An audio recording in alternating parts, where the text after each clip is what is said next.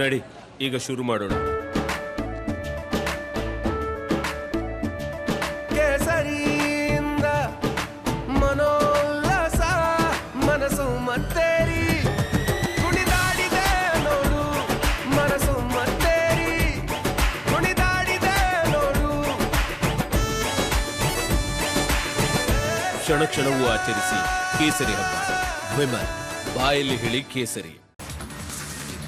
ರೇವಣ್ಣ ವಿರುದ್ಧ ಮಹಿಳೆ ಅಪಹರಣ ಪ್ರಕರಣ ಇಂದು ಮಾಜಿ ಸಚಿವರ ಎಸ್ಐಟಿ ಕಸ್ಟಡಿ ಅಂತ್ಯ. ಮಧ್ಯಾಹ್ನ ಕೋರ್ಟ್ಗೆ ಹಾಜರು.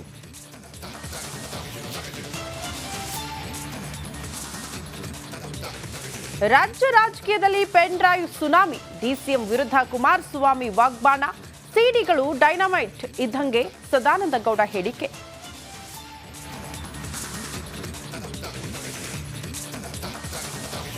ಕರುನಾಡಿನಲ್ಲಿ ಲೋಕಸಭಾ ಎಲೆಕ್ಷನ್ಗೆ ತೆರೆ. ಎರಡನೇ ಹಂತದಲ್ಲಿ 70% ಮತದಾನ.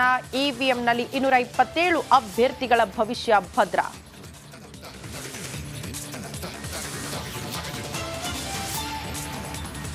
ಚಿಕ್ಕೋಡಿ ಸುರಪುರದಲ್ಲಿ ರಾತ್ರಿವರೆಗೂ ವೋಟಿಂಗ್. ಕತ್ತಲಿನಲ್ಲೇ ಮತದಾರರಿಂದ ಹಕ್ಕು ಚಲಾವಣೆ. ಬಿಸಿಲಿನ ತಾಪ. ಇವಿಎಂ ದೋಷದಿಂದ ಕಂಗೆಟ್ಟ ಜನ.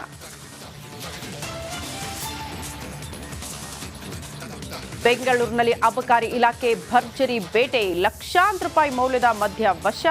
ಆಂಧ್ರಕ್ಕೆ ಸಾಗಿಸಲು ಸಂಗ್ರಹಿಸಿಟ್ಟಿದ್ದ ಲಿಕ್ಕರ್ ಸೀಸ್.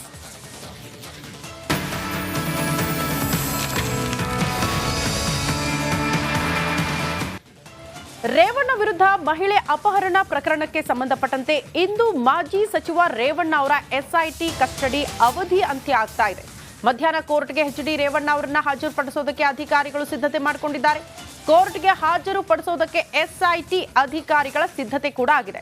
ರೇವಣ್ಣ ಅವರನ್ನ ಪೊಲೀಸರು ಕಸ್ಟಡಿಗೆ ಕೇಳುವ ಸಾಧ್ಯತೆ ಇನ್ನೂ ಕೂಡ ಇದೆ. ಕಾರಣ ಅವರ ಮಗ ಪ್ರಜ್ವಲ್ ರೇವಣ್ಣ ತಲೆಮರೆಸಿಕೊಂಡಿದ್ದಾರೆ. ಇನ್ನೂ ಕೂಡ ಅವರು ಎಸ್ಐಟಿ ಅಧಿಕಾರಿಗಳ ವಿಚಾರಣೆಗೆ ಹಾಜರಾಗಿಲ್ಲ. ಕಾರಣ ಇಬ್ಬರ ಮೇಲೂ ಕೂಡ ತಲಾ ಎರಡೆರಡು ಪ್ರಕರಣಗಳು ದಾಖಲಾಗಿರೋದು. ಒಂದು ಕಡೆ ಲೈಂಗಿಕ ದೌರ್ಜನ್ಯ ಪ್ರಕರಣ, ಮತ್ತೊಂದು ಕಡೆ ಕಿಡ್ನ್ಯಾಪ್ ಕೇಸ್, ಒಂದು ಕಡೆ ಸಂತ್ರಸ್ತೆಯ ಹೇಳಿಕೆ. ಇದೆಲ್ಲವೂ ಕೂಡ ಬಹಳ ಮಹತ್ವ ಪಡೆದುಕೊಂಡಿದೆ ಈ ಪ್ರಕರಣದಲ್ಲಿ. ಹಾಗಾಗಿ ಇನ್ನಷ್ಟು ದಿನಗಳ ಕಾಲ ಎಚ್ಡಿ ರೇವಣ್ಣ ಅವರನ್ನ ಕಸ್ಟಡಿಗೆ ಕೇಳುವ ಸಾಧ್ಯತೆ ದಟ್ಟವಾಗಿದೆ ಅಂತ ಹೇಳಲಾಗ್ತಾ ಇದೆ. ಈ ಬಗ್ಗೆ ಮತ್ತಷ್ಟು ಡೀಟೇಲ್ಸ್ ಅನ್ನು ಕೊಡ್ತಾ ಹೋಗ್ತಾರೆ ನಮ್ಮ ಪ್ರತಿನಿಧಿ ನಾಗರಾಜ್. ನೇರ ಸಂಪರ್ಕದಲ್ಲಿ ಜಾಯಿನ್ ಆಗ್ತಿದ್ದಾರೆ. ನಾಗರಾಜ್, ಎಚ್ಡಿ ರೇವಣ್ಣ ಅವರ ಎಸ್ಐಟಿ ಕಸ್ಟಡಿ ಅವಧಿ ಇವತ್ತು ಅಂತ್ಯ ಆಗ್ತಾ ಇದೆ. ಇವತ್ತು ಏನೆಲ್ಲ ಬೆಳವಣಿಗೆಯನ್ನ ನಿರೀಕ್ಷೆ ಮಾಡಬಹುದು? ಶ್ರುತಿ, ಏನು ಮಾಜಿ ಸಚಿವ ಎಚ್.ಡಿ. ರೇವಣ್ಣ ಬಂಧನಕ್ಕೆ ಸಂಬಂಧಿಸಿದಂತೆ ಇವತ್ತು ಪ್ರಮುಖವಾಗಿ 2 ಬೆಳವಣಿಗೆಗಳು ಆಗುವಂಥದ್ದು. ಒಂದು, ಅವರನ್ನು ಏನು ಇವತ್ತಿಗೆ 8ನೇ ತಾರೀಕು ಮಧ್ಯಾಹ್ನ 3 ಗಂಟೆಯೊಳಗೆ ನ್ಯಾಯಾಧೀಶರ ಮುಂದೆ ಹಾಜರುಪಡಿಸಬೇಕು ಅಂತೇಳಿ 4 ದಿನಗಳ ಕಾಲ CID ಕಸ್ಟಡಿಗೆ ನೀಡಿದ್ರು.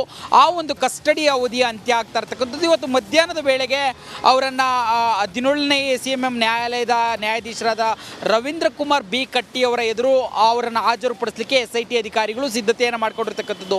ಇಲ್ಲಿ ಪ್ರಮುಖವಾಗಿ 2 ಅಂಶಗಳ ಮೇಲೆ ಅವರನ್ನು ಮತ್ತೆ ಕಸ್ಟಡಿಗೆ ಕೇಳುವ ಸಾಧ್ಯತೆ ಇರತಕ್ಕಂಥದ್ದು. ಒಂದು, ಏನು ಇದುವರೆಗೂ ಈ ಒಂದು ಪ್ರಕರಣಕ್ಕೆ ಸಂಬಂಧಿಸಿದಂತೆ 4 ದಿನಗಳ ಕಸ್ಟಡಿಯಲ್ಲಿದ್ದರು KR ನಗರದ ಕಿಡ್ನಾಪ್ ಕೇಸ್ಗೆ ಸಂಬಂಧಿಸಿದಂತೆ. ಅದರಲ್ಲಿ ಅವರು ವಿಚಾರಣೆಗೆ ಸರಿಯಾಗಿ ಸ್ಪಂದಿಸ್ತಾ ಇಲ್ಲ ಅನ್ನೋ ಒಂದು ಆರೋಪವನ್ನು SIT ಅಧಿಕಾರಿಗಳು ಮಾಡ್ತಾ ಇರ್ತಕ್ಕಂಥದ್ದು.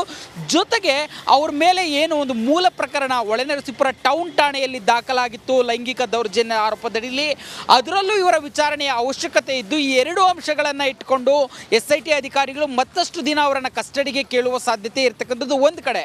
ಇನ್ನೊಂದು ಕಡೆ ಅವರ ಏನು ಪೊಲೀಸ್ ಕಸ್ಟಡಿಯಲ್ಲಿದ್ದಾಗಲೇ ಜನಪ್ರತಿನಿಧಿಗಳ ವಿಶೇಷ ನ್ಯಾಯಾಲಯಕ್ಕೆ ಜಾಮೀನು ಕೋರೋ ಅರ್ಜಿಯನ್ನು ಸಲ್ಲಿಸಿದರೆ. ಆ ಅರ್ಜಿಯನ್ನು ಈಗಾಗಲೇ ನಿನ್ನೆ ಮಾನ್ಯ ಮಾಡಿರ್ತಕ್ಕಂಥ ನ್ಯಾಯಾಲಯ ಇದಕ್ಕೆ ಸಂಬಂಧಿಸಿದಂತೆ ಅಬ್ಜೆಕ್ಷನ್ ಸಲ್ಲಿಕೆ ಮಾಡಿ ಅಂತೇಳಿ SIT ಅಧಿಕಾರಿಗಳು ಹಾಗೂ SPPಗೆ ಸೂಚನೆಯನ್ನು ಕೊಟ್ಟಿರ್ತಕ್ಕಂಥದ್ದು. ಇವತ್ತು 11 ಗಂಟೆಗೆ ಇವರ ಜಾಮೀನು ಅರ್ಜಿ ವಿಚಾರಣೆಯನ್ನು ಸಹ ನ್ಯಾಯಾಲಯ ಕೈಗೆತ್ತಿಕೊಳ್ತಾ ಇದೆ.